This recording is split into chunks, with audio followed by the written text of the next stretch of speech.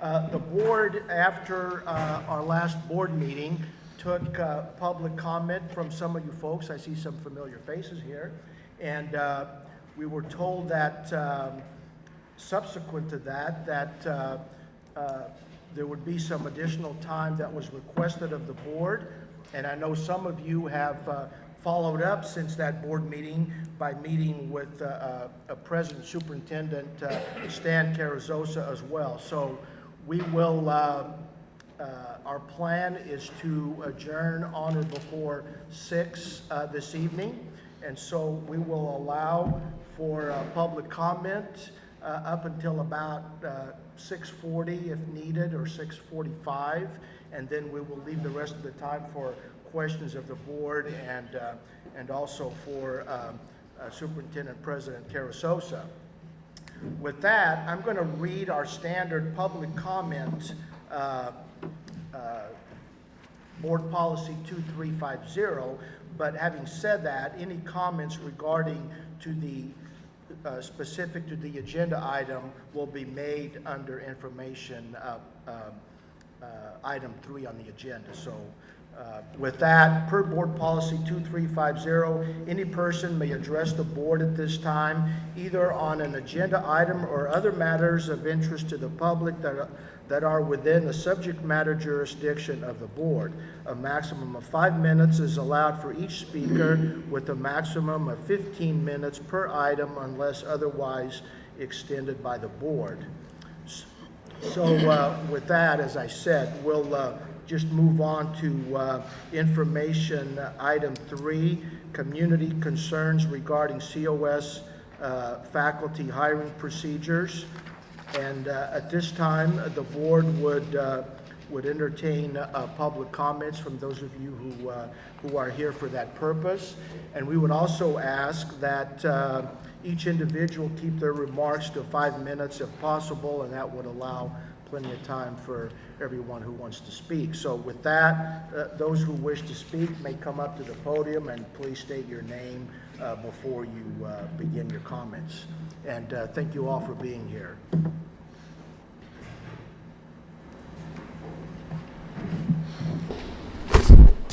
I'll keep it at 3 minutes and 11 seconds.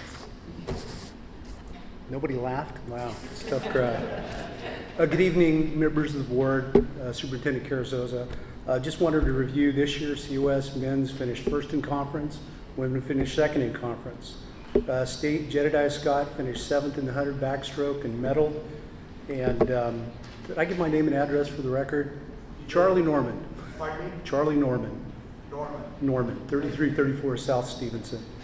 Which brings us to our second candidate, Jake Norman, who just happened to finish 8th in the state in the 3 meter, 10th in the 1 meter, 2nd in conference, and 5th in NorCal. Both of these student athletes are freshmen.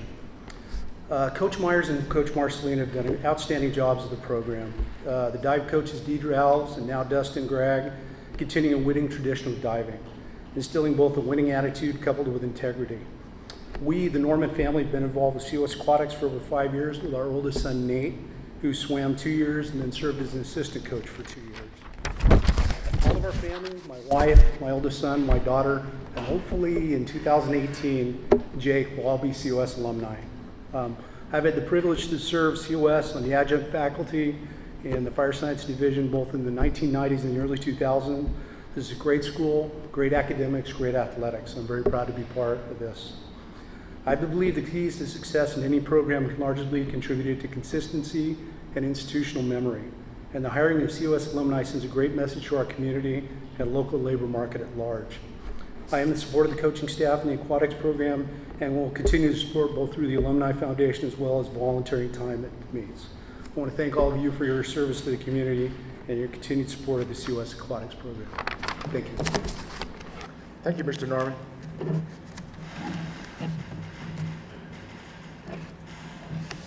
Next, please.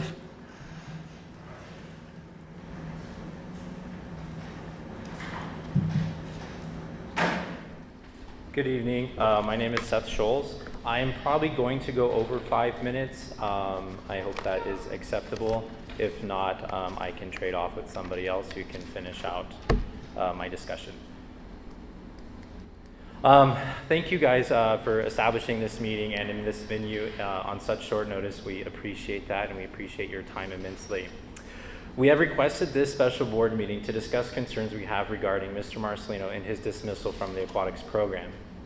At the previous board meeting, we were only able to briefly bring to light many of the issues that have arisen since the decision to dismiss Marcelino from the college, or essentially fire him, as he was not given courses for the next semester. It is of significant interest of the public that we be given a reason as to why the college would decide to fire someone from the aquatics program of Mr. Marcelino's experience and reputation, clearly superior ability, and extensive certifications in aquatics, with someone with no collegiate aquatics coaching or teaching experience or credentials and certifications in aquatics. We are not asking why Mr. Marcelino was not given the full-time position or even allowed to interview. We are asking why Mr. Marcelino, who is a successful adjunct in teaching only 1 to 2 classes, was removed from the aquatics program that clearly has been an immense success. The program review, which was written last October, was written to intentionally eliminate Mr. Marcelino from the athletic department. This is supported by 2 facts.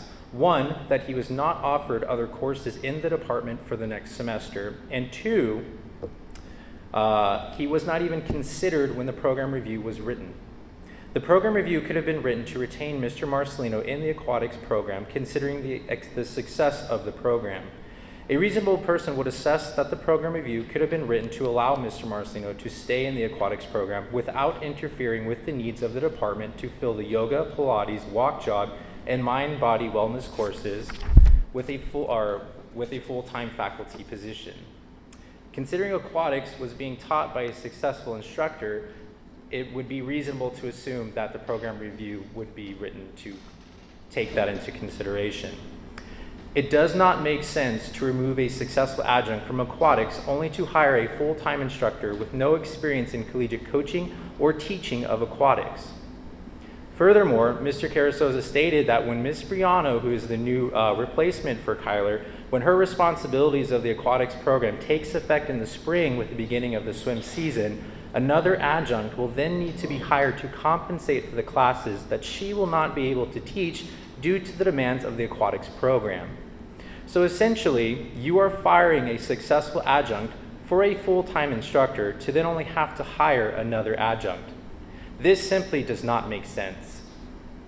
The reasonable person would ask, why fire Mr. Marcelino from aquatics, who is immensely qualified to teach aquatics and coach the swim team, to only then have to hire a less qualified individual to teach aquatics and the swim team, to then only have to hire another adjunct to supplement the PE courses that the full-time will not be able to accommodate in the course load. The reasonable person would assess this odd hiring practice as a way to open the aquatics position for someone else, which clearly was Ms. Briano. This is why we are requesting that Mr. Marcelino be reinstated. He is clearly successful in the program. The program itself is clearly successful. He operates a club program at COS which provides additional training to COS athletes. He also has facilitated athletic scholarships for COS athletes here at COS and to 4-year colleges. His elimination does not make sense and does not follow the mission statements of COS. As many of you may not be aware of, Mr. Marcelino was hired as an adjunct instructor and head swim and dive coach 3 years ago in 2014. What you may not also be aware of is that Mr. Marcelino, when applying for the adjunct position, had one competitor for this position. That competitor was Ms. Briano, who is subsequently now replacing Mr. Marcelino in the aquatics program. When Mr. Marcelino was hired for this position, he was forced to use Ms. Briano in his class at the behest of Mr. Davis and Ms. Myers. This brings up an interesting question. Why would a newly hired adjunct instructor be forced to use their direct competitor for their position as an instructional aide, considering what this individual, Ms. Briano, was at the time? She was an adjunct English teacher and has had no previous coursework at COS in athletics or aquatics. Why would Mr. Marcelino, who is immensely certified in aquatics, be forced to use his competitor who was not hired? Is this a normal practice at COS, to force adjunct to use their competitors in their classes? Additionally, we are aware of other candidates that share many of our concerns of a collusive process to ensure the hiring of Ms. Briano, as she was hired within 10 business days of applications closing. It is also well known that Mr. Davis and Ms. Briano are close friends. Furthermore, concerns have been shared regarding how a career English teacher suddenly is more qualified for a full-time tenured physical education position over career collegiate level physical education teachers and professional collegiate aquatic coaches with extensive experience and qualifications.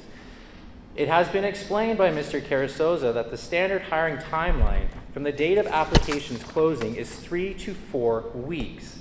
This is to ensure a proper evaluation of applicants and time to interview applicants. Typically, per Mr. Carasoza, after 4 weeks, a new hire is announced. So then why was Ms. Briano hired within 10 business days of applications closing when the standard practice is no sooner than 3 to 4 weeks? This subsequent acceleration of Ms. Briano's hiring occurred right after Mr. Marcelino filed complaints with both Mr. Bratch and Mr. Carasoza on or about the 24th of March.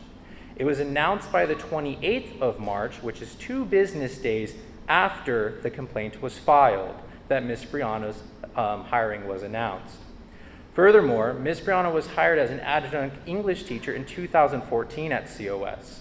In 2016, she was given an adjunct teaching position in the physical education department, teaching yoga. Ms. Briano, I'm sorry, I got off track.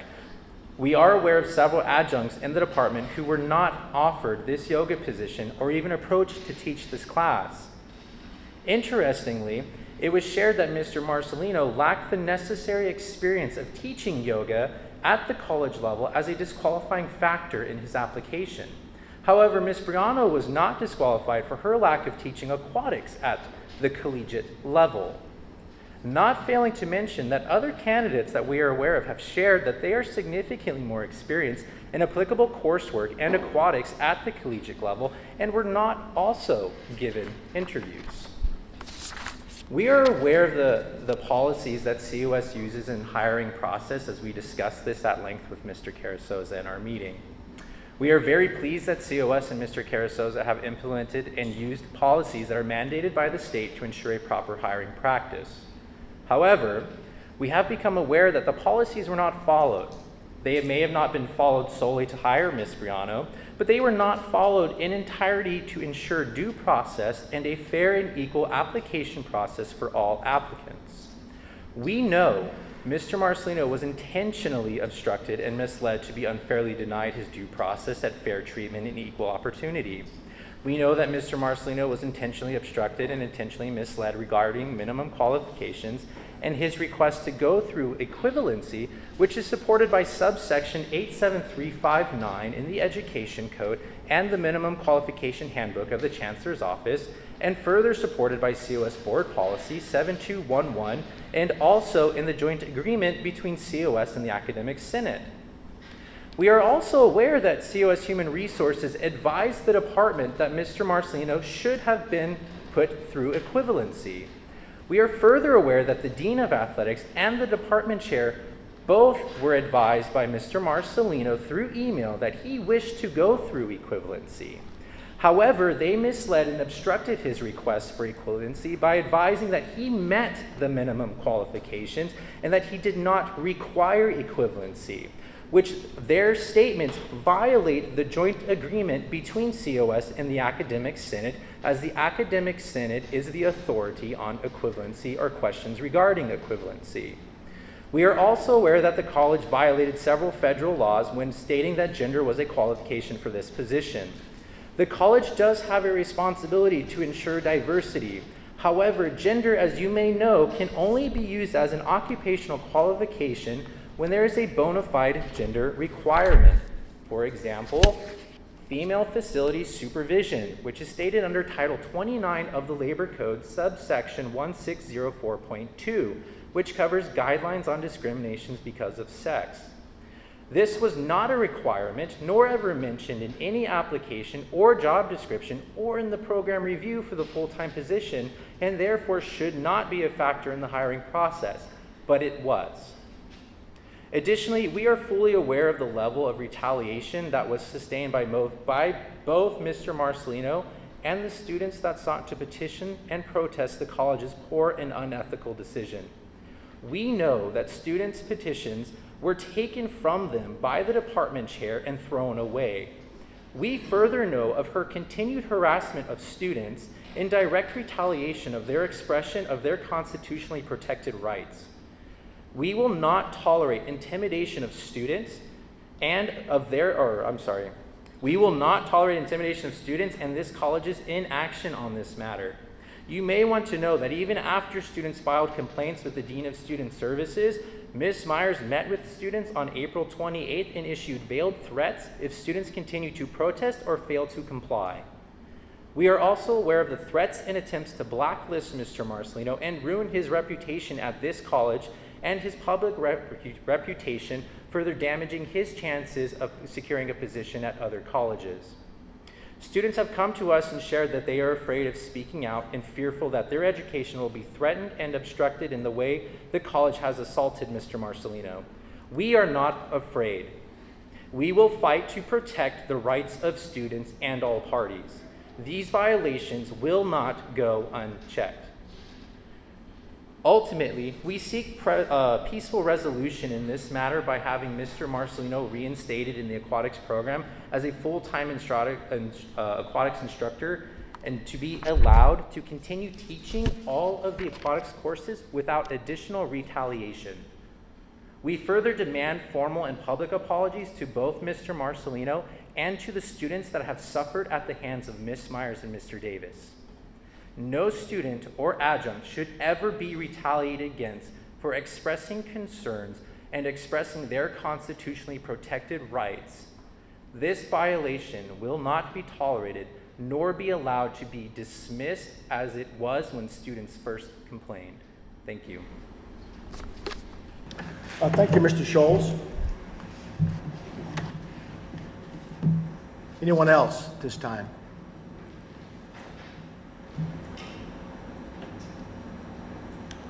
Okay, apparently not. And so with that, I would at this time ask that President Superintendent Carrizosa fill us in on what has transpired since our last board meeting. And I suspect he may have some thoughts as well on your comments, Mr. Scholes. You made some very serious allegations there. I will be happy to support. And so with that, I would ask Superintendent Carrizosa for any comments that he'd like to make at this time. Okay. So first of all, again, thank you all for the opportunity to address you. Thank you for coming back, and board members, thank you for giving us a little bit of extra time to hear the additional comments and concerns. When we met last time and the presentation was made before the board, we did direct a number of students to go in and visit with the Dean of Student Services and codify their complaints. We had 3 students come forward and do that, and our Dean of Student Services conducted a couple different meetings with them and an opportunity to hear their concerns. The main thing, if you recall, is that we didn't want students feeling like they were being directly mistreated by their instructor and that they didn't feel comfortable going to class. We wanted to get to the kind of heart of those issues. The 3 students that chose to come in and kind of explain their circumstance and situation to Dean Morrison, I think she was able to hear their concerns. They did bring forward the names of about 3 other students, I believe, that they said could corroborate and verify some of what they were alleging. We were able to talk to the 3 additional students, get feedback and input from them as well. Jessica, the Dean Morrison, was able to give them some specific directions for returning to class and some assurances about what they can expect when they go back to class. We took all the information that she provided us and then also did on the personnel side of it, the appropriate follow-up for us to take those student concerns, sit down with faculty and staff who had allegations brought against them, share what those concerns were, and then give the faculty and staff an opportunity to quote unquote share their side of the story or their perspective on how all of that exchanged. What I can say here publicly without violating any confidences is that to the extent that the student witnesses, the extra students who were asked to come in to corroborate what the students' allegations were, to the extent that they could do that, and they couldn't corroborate everything, there were admissions on the part of the 3 students who came in with their complaints that their complaints in the beginning weren't completely accurate. And so as the other students came in to say what they saw, it didn't necessarily match with what the student allegations were, but nonetheless, it was important that they knew. We still didn't believe there was any reason for faculty to be addressing students in a way that made them feel uncomfortable or unwilling or negative to come to class. So to the extent that they were able to corroborate those things, we sat down and we took the appropriate steps and are still taking the appropriate steps regarding personnel. And so it involves all of the steps of due process in meeting with a faculty member, confronting them with the allegations, giving them the opportunity to express their concerns, reaction, so on, codifying that, and then the appropriate personnel steps that would take place following that, depending on what was determined to actually have happened in that exchange. So we haven't heard, since then we've opened that door for all of those students to continue to come back. Dean Morrison gave them kind of open access to her via her office, phone and email, communicate with her directly, gave them the opportunity to share concerns. If problems continued, directed them to come in. If additional comments, inappropriate comments were being made by a faculty or staff member, kept that door open to try to support them throughout the remainder of the year. In addition then, I had the opportunity to meet with some of the community representatives who addressed the board the first time they came forward. And Seth was there. We had Leah, and then I can't remember the other gentleman's name. Greg. Okay, so they came in. We had an opportunity to talk and hear additional information similar to what Seth has shared today. It was then that the point came up that they really didn't feel like they had enough time to address the board in the public comment portion of the agenda. And so I didn't want them to feel as though the board was not willing to take their input and hear their concerns, and that's why we're here today. So thank you for that additional time. And then finally, I had the opportunity to meet with Kyler Marcelino himself. He came in with the union representative from our adjunct faculty association, and had an opportunity to go through Kyler's initial letter that he sent to me, and him expressing some of the same concerns that you've heard today regarding how he was coached or guided in trying to prepare his application materials, what the timelines were for how those things happened, how the timelines played out for the actual screening of the interview candidates and then the setting of those interviews. So it gave us a little bit more information to try and do a little bit of homework. I have some information to share on that regarding today because we just met not too long ago. He was here last Thursday. And so that's what's transpired up until this point. And what I can tell you is that in that time that I had with both the concerned citizens and the adjunct coach himself, I did take the time to take a look at the board policies and have those available and review and cite those where it was appropriate. The faculty hiring procedure and the joint agreement that the board is in with the academic senate for the faculty hiring, and then the timelines and the processes for how those things carry out. So again, protecting the confidentiality of the process and the individuals involved. We're not in a courtroom today. We don't have the luxury of being able to just publicly counterpoint all of the points that were made, because the information when you come before the board and you stand and share is pretty much one-sided information from the standpoint that it's your information. It's your information that you've gleaned and tried to corroborate and sequence and so on, but it isn't all the information, and we're not in a setting where we would be able to begin to dissect that information because we haven't done an investigation on those points per se. What we have talked a little bit about is the hiring procedure itself. And just to recap what happens in the joint agreement, the hiring procedure, a lot of weight is placed on the level 1 faculty hiring committee and how they are formed. And in this case, there was a level 1 hiring committee for this vacancy. It did have 7 members that participated in it. 6 of those 7 members were full-time intercollegiate athletic faculty head coaches. And so they initially, when we get those applications out, they don't all come to a meeting and look at them together. The way the applications go out for screening is an email is shot out to the committee. The committee has an opportunity to receive that information, and they actually come in on their own schedules because everybody has different time constraints with the classes they teach and so on. And they do their screening and their ranking of those applications individually. So I confirmed that in this case, all 7 of the folks did an individual screening and an individual review of the applications before they got together to meet. So that was a piece of information I didn't have until we did the follow-up.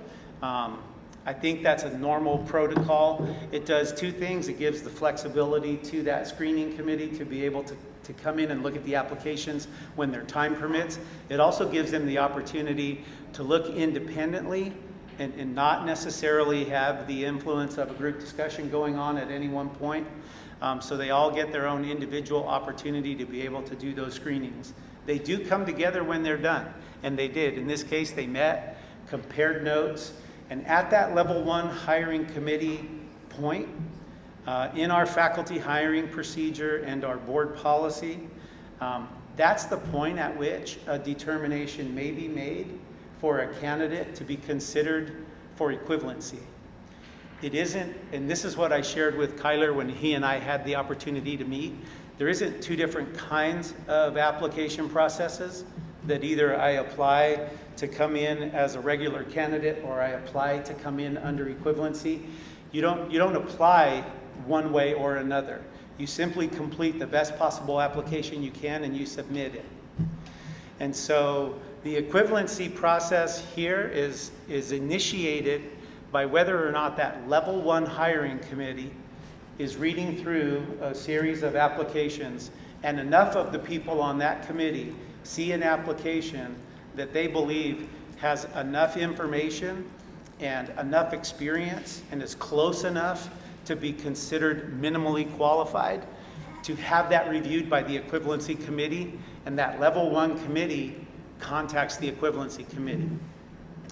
So in this case, there was some opportunity to talk about equivalency before the application was submitted. And this is what I shared again with Kyler. If we got one comment from the Dean of Human Resources about how your application packet might look as an equivalency versus a general submission, and then we got another comment from the equivalency chair, who's the faculty member, and they gave their comments about what equivalency is. That may have been a little bit confusing. It may have even been misleading if I didn't understand what was being said, or I understood what was being said and it was contradictory. That might not have been perfect. And we can certainly do a better job of making sure we all have the same responses when questions like that come in. But at the end of the day, none of that prevented the application from being submitted. And so there wasn't any barrier to it being submitted, and it could have, at that level 1 committee level, the applicant wouldn't have needed to do anything different to his application for it to be considered for equivalency. At the level 1 committee level, when those 7 members look at it, they make the determination as to whether or not they would advance or submit this to equivalency to see if equivalency could be achieved. They didn't do that. So the level 1 hiring committee, following the level 1 hiring committee procedures, looked at everything that they had determined were the criteria for screening the applications and made the decision about not only which applications would or would not be advanced for equivalency, and they didn't move any to be reevaluated for equivalency, but then in addition selected those based on the criteria that they have for interview. And the most frustrating part, I think, about this, especially for an adjunct like the one in this position, is that's kind of where this begins and ends. Because in the hiring procedures, if you don't get through the level 1 committee, there's no real recourse for that. It's codified in this joint agreement. This joint agreement is one that's been approved and acted on by the board. So we've looked at these policies and procedures. We've looked at these protocols. And this has been our agreement with our faculty about how they would take a look at and screen and select candidates for interview at the level 1 committee level. And so those, we can certainly disagree with the judgment. We can certainly disagree with whatever the discretion is that that committee had to make the decision, but they made that decision, and it is one under this agreement that they have the authority to make. They didn't do, there wasn't anything procedurally incorrect or inaccurate. It just didn't yield, in this case, it didn't yield the outcome that the candidate was hoping for. So, once we talked about that and the idea that that level 1 committee screening process is really vital, that was the gist of the opportunity I had to meet with the candidate himself. And I certainly feel for Kyler in this particular case, it's not unlike some of the other things that happen on an annual basis in any different department or any other division, where an adjunct has worked for a long time in a particular subject area and then either applied for a position and not been screened into interview, or applied for a position and interviewed but then ultimately not accepted.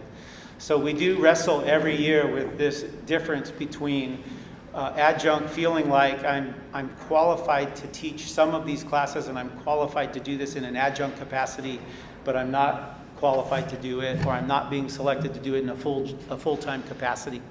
This one is obviously more intense. It involves a sport, it involves students, but all of them do in some way or another. A couple of years ago, when we hired our new professor for instrumental music, we had a situation similar to this, and it is difficult when an adjunct instructor doesn't get the outcome that they were hoping for in the process.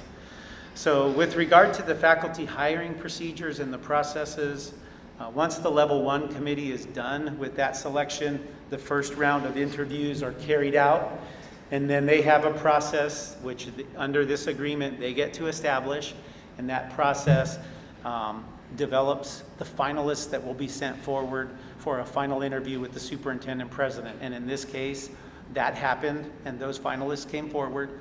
We interviewed each of those finalists, and then we continued on like we normally would with all of the reference checks to try to do the very best we could on referencing and confirming the candidates that we had. And from the pool of finalists that were advanced to us in the process, we made our final decision. So there's questions, as Seth posed them today, about if that's better or worse than what the current situation is.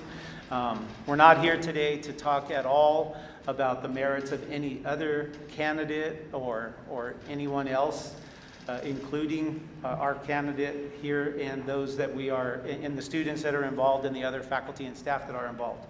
So what I can say is procedurally, The steps were followed. I've personally talked to all 7 of the people who were on that selection committee. The timing was really more about, in this case, it was what we give when we get a question like, how long does it usually take? Usually, screening and selection might take up to 2 weeks. Can it happen in 4 days? Yes, but usually it can take up to 2 weeks. Usually the process would take another week or 2 to get interviews scheduled. Can it happen faster if things have to make it happen faster? Yes. So I don't think there was, certainly from our perspective, no intent to give people a misleading timeline or anything like that. When I asked the folks what drove the timeline, it really came down to those 7 level 1 committee members. 3 of them being head coaches in programs whose sports were currently operating. 2 of those coaches having playoff schedules that they had to consider, and knowing that they were going to be unavailable for interviews or screening after a certain period of time. From the information that the coaches gave me when they were each asked to put together a timeline for this, that's all they talked about, was the fact that we were trying to get this done in accordance with the steps we had to follow, but in a timeline that allowed us to move this through before we ran into what we knew we were going to have, which is right now a difficult time with coaches who are out with their teams in playoffs, unavailable, and would have slowed things down. So that was the response regarding why and how the timelines were established. It fits. Don't have any reason not to believe that. I asked each of them individually. They didn't have a chance to necessarily talk to each other about that, so I think that story corroborates well. So I didn't, in the initial things that were brought forward, haven't found anything out of the ordinary with regard to the level 1 selection committee, the timing of the process, the screening of the applications, the level 1 interviews, the finalist interviews, and the finalist selection.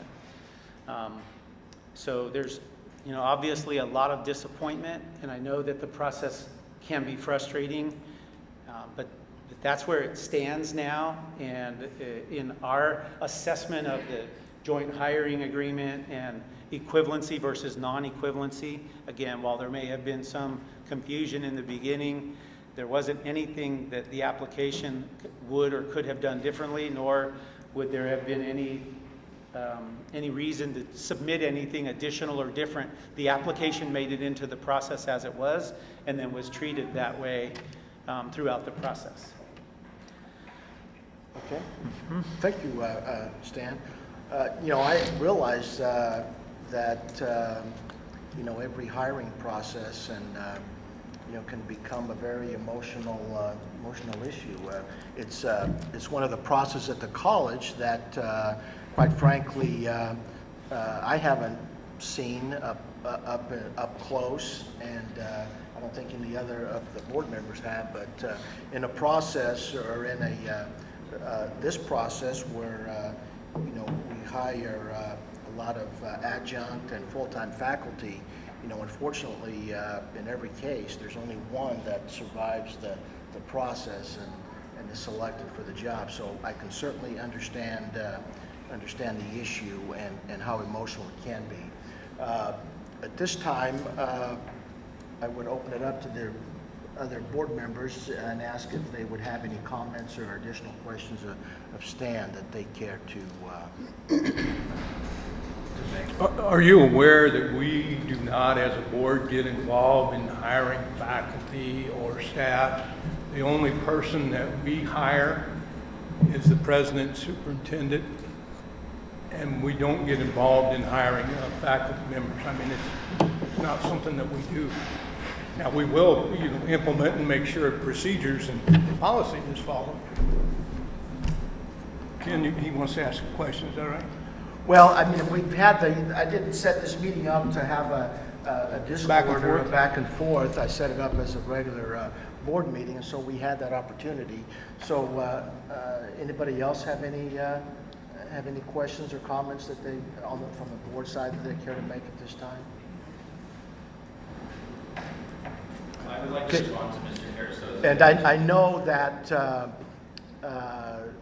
I think at this point, what I'd like to see from the board standpoint, as any additional discussion, I think you should reach out to the administration, Mr. Carrizosa, and follow up with any additional The board has the final discussions that approval we on hiring, so that's why we are appealing to you.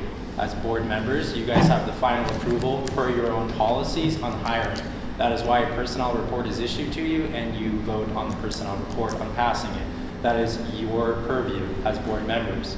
Secondly, I would like to point out that in the joint agreement that was stated by Mr. Carrizosa, it states explicitly, a subcommittee of the Academic Senate will rule on any question regarding equivalence, following the college district equivalence criteria.